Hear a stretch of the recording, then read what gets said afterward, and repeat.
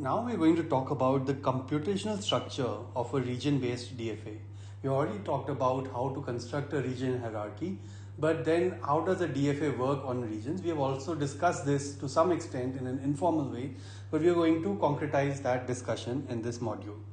So the first part of the region-based DFA is to identify transfer function for each region and sub-regions. So notice that the region hierarchy has many regions, some nested within the other, and we need to first identify transfer function for each of these regions at each level of the hierarchy. And this requires a bottom-up pass. For example, first basic blocks transfer functions are derived from individual statements transfer functions.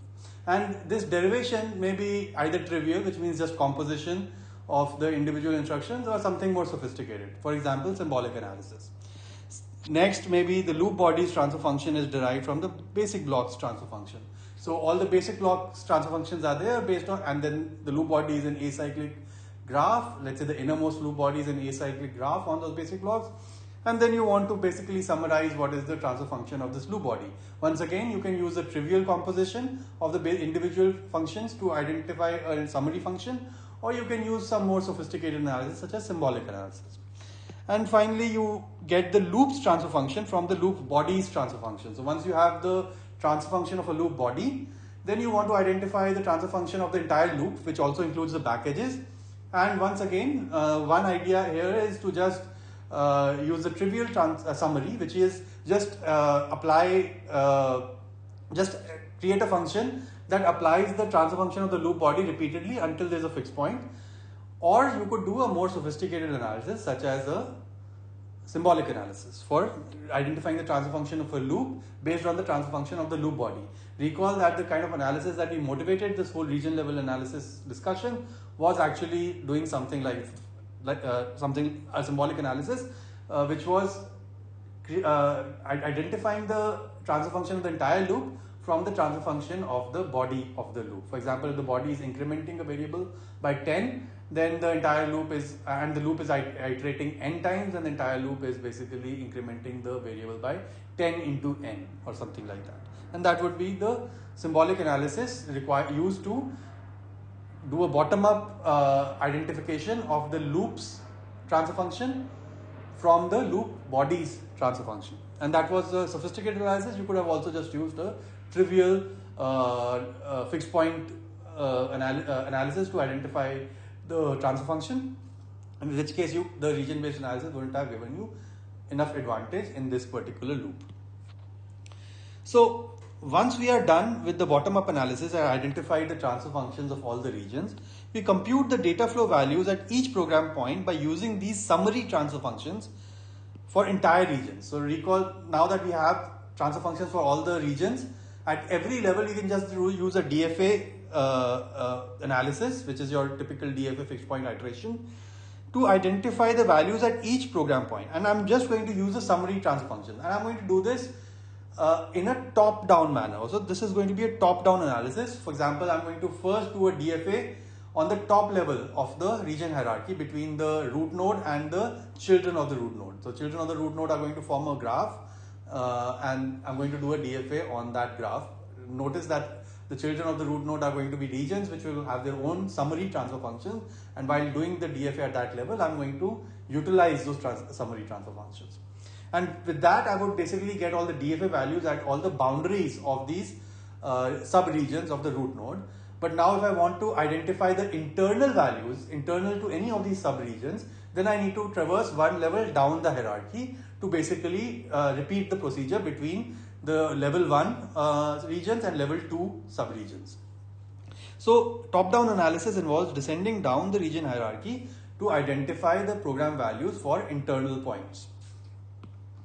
So here is an example. Let's say I have this program, sum equals 0, I equals 0, I is less than n, sum plus equals I plus plus. And I want to identify the transfer functions for the available expressions analysis for this kind of a program.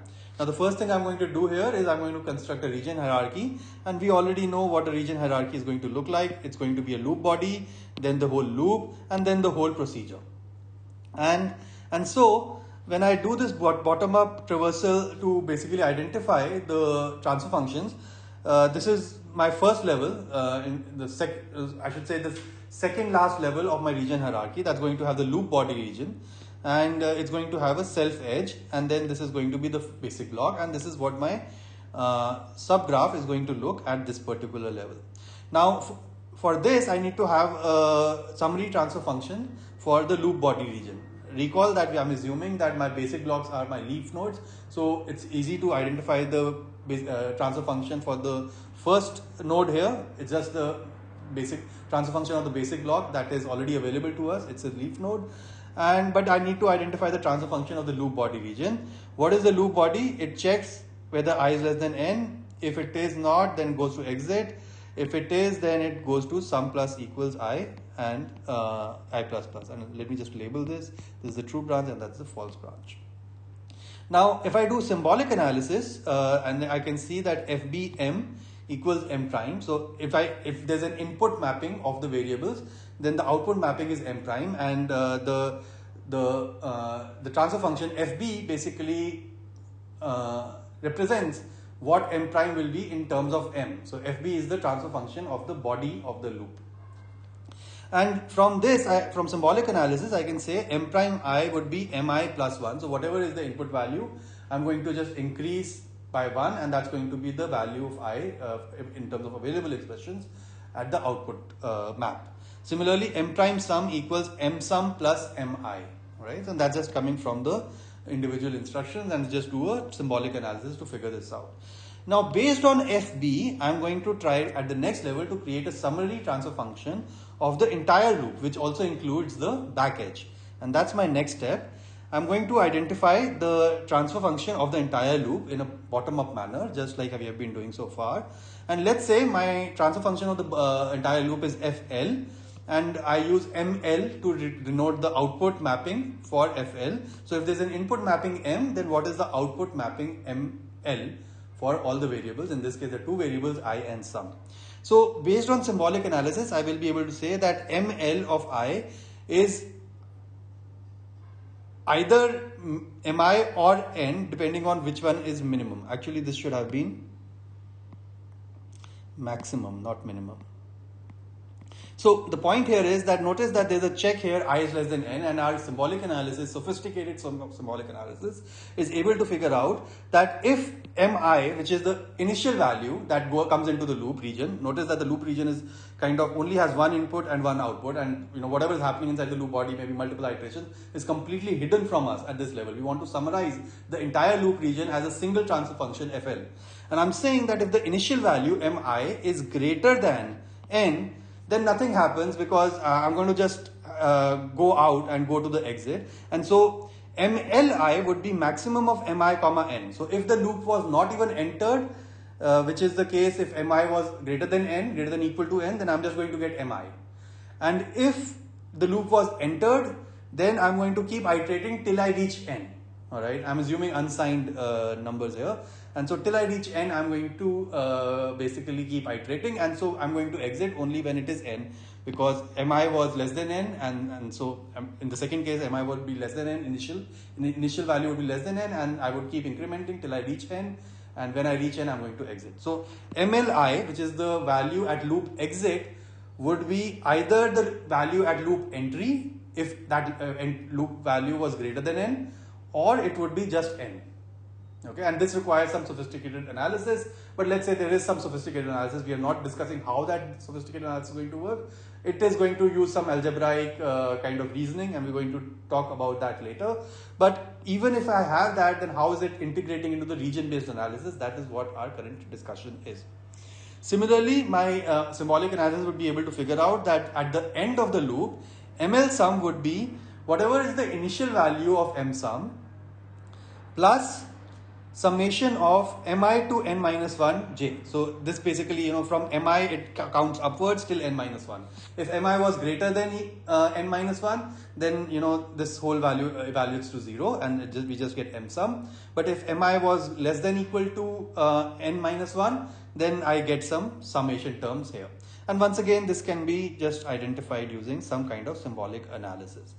And with this transfer function fl, I'm able to express ML in terms of M. And this is a big step because I'm able to express the mapping of the variables in terms of available expressions at the end of the loop in terms of the mapping of the variables in the beginning of the loop. So the entire loop, all the iterations of the loop have been summarized in this case as a single function.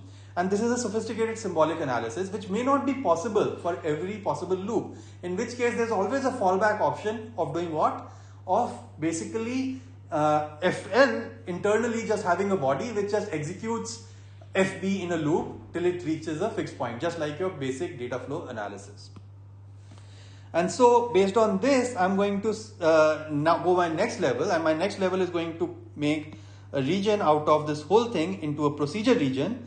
And now I want to have a summary transfer function for the entire procedure region, and let me call it FP, which produces a mapping MP for an internal node, for an input mapping M. And now I would be able to combine the two. Now this one is easy because I already know what is the summary transfer function for loop region, which is FL. And that basically says that ML of I equals MI plus maximum of MI comma N. And I know, this time I know that using available expressions, I will know that at this particular point, the MI would be 0 and M sum would also be 0. And so all I need to do is basically apply the transfer function FL on this mapping where I is mapped to 0 and sum is mapped to 0. And I'm going to get MP, which is just going to be max of 0 comma N, which is N, assuming unsigned, because so that means N can only be greater than or equal to 0. And similarly, I'm going to get MI plus M sum plus summation of 0 to N minus 1 J. And M sum is just 0 because that's the input value mapping that we have. And summation of 0 to J, N minus 1 of J just can be simplified to N into N minus 1 by 2. And that is what I get in this particular transfer function. Now, I want to highlight here that the transfer function doesn't need to be a closed form syntax formula. It doesn't necessarily need to have N into N minus 1 by 2 or something like that. I could have had a loop inside my transfer function which just computes the sum from 1 to N or something like that. A transfer function needs to be a computable function. It need not be a closed form formula. It just needs to be a computable function, all right? And so transfer functions need to be computable or terminating functions. I should be able to make a call to the transfer function for some input mapping M, and I should be able, and that transfer function should basically terminate. So by computable, I mean it should be a terminating execution. I shouldn't have to wait forever. In fact, it should ideally have a bounded running time, and within that running time, it should give me the answer. And so that any body of a loop, any body of a function that is definitely terminating can be our potential transfer function for a region. And that is how, in fact, we were constructing trivial summaries for based on the fixed point in the first place. When we said that, you know, one trivial transfer function, one trivial summary transfer function of any region is can be just created by running the fixed point iteration of the constituent graph on the subregions. That basically means that I don't have a fixed point expression for the summary transfer function, but I do have a body which can be computable. What is the guarantee of termination for the trivial transfer function? The guarantee of termination for the trivial transfer function is the same guarantee that we have for the DFA analysis. The transfer function, the summary transfer function, the trivial summary transfer function is going to execute the fixed point iteration, and we are guaranteed that the fixed point will be reached within a finite number of iterations because the lattice for our DFA analysis is supposed to be a finite height lattice. And so the trivial summaries based on fixed point are not necessarily closed form expressions, but they are also computable terminating functions, and that's what our requirement is for these summary transfer functions. Okay, here are some examples. So let's say I wanted to identify what is the value at P1 for my available expressions analysis. Well, what I'm going to do is I'm just going to, this is easy, it's the end of the basic law. And so I'm going to, basically I'm going to have to do a top-down analysis. Maybe I first look at the procedure region. Inside the procedure region, I only get two values. One is at the beginning of the procedure and one is at the end of the procedure. And so that's not good enough. P1 is neither the beginning of the procedure nor the end of the procedure. So I'm going to go to the next level of the hierarchy, which is this level of the hierarchy that has two nodes. One is the basic block and one is the loop region. And it's an acyclic graph at this stage. And at this level itself, I would be able to basically identify the value at P1 because I just need to apply F1 and I have got the value of P1. I don't need to go any deeper in my region hierarchy. On the other hand, for example, if I was interested in this particular value, let me call that Q1, then I would have had to go deeper because F1 would have only given me the summary of the entire basic block. But now I may be interested in some internal instruction of the basic block, in which case I'm going to now apply the transfer function of this particular instruction to get the value at Q1. Okay. In general, how it's going to work, I'm at every level of the hierarchy, I'm going to first compute the DFA on that level of the hierarchy, and I'm going to get the boundary values for that level of regions. And based on those boundary values, if I'm interested in some internal point for a certain region, then I can use the computed value for that at the beginning of that region to compute the value internal to that region. This is for a forward data flow analysis. For a backward data flow analysis, I would use the value at the end of the region to compute the value internal to the region. So here let's look at another example. Let's say I wanted to compute the value at P2, and notice that here P2 is not just the entry of the loop, but it is actually the entry of the head of the loop. So there is a back edge that's coming at P2 as well. So P2, for example, is different from this location here, which is basically the first time the loop is entering. P2 is actually a location which gets entered multiple times if the loop executes multiple times. And if I want to compute the value at P2, I'm going to again descend down my region hierarchy. I'm going to first do the DFA on procedure region. And of course, I don't need to do it for every point separately. I mean, all of these points are going to be done in one go. So basically, but to get the value of P2, if I was only interested in getting the value of P2, I would first get the do the DFA on the procedure region. I will get the values at the beginning and the end. Then I would go to the next level and I would get the values at P1, beginning of the loop region, which is the first entry of the loop region, and end of the loop region. Now notice that this particular point here, which is the entry of the loop region, is not the same as P1. P1 is executed multiple times, but this particular point here is only executed once. So I will have to now go deeper into the hierarchy to get the value for P1, and that's the next level. And here I'm going to use this particular value. So let's say this particular value here was, let's say, Q2. Using Q2, I will get the value for P2. All right, so sorry, I may have been saying P1. I meant P2 when I was comparing this with this point. Okay, now using Q2, I want to find the value for P2. And so I would go to the next level of the hierarchy. And this time using Q2, I would basically say, okay, from Q2, this is what happens. And then from Q2 to P2, this is what happens. So I'm going to have to implement, basically execute a data flow analysis or to basically figure out what is the value at P2, because P2 would have the value which is coming from Q2 and repetitive applications of the transfer function of the loop body.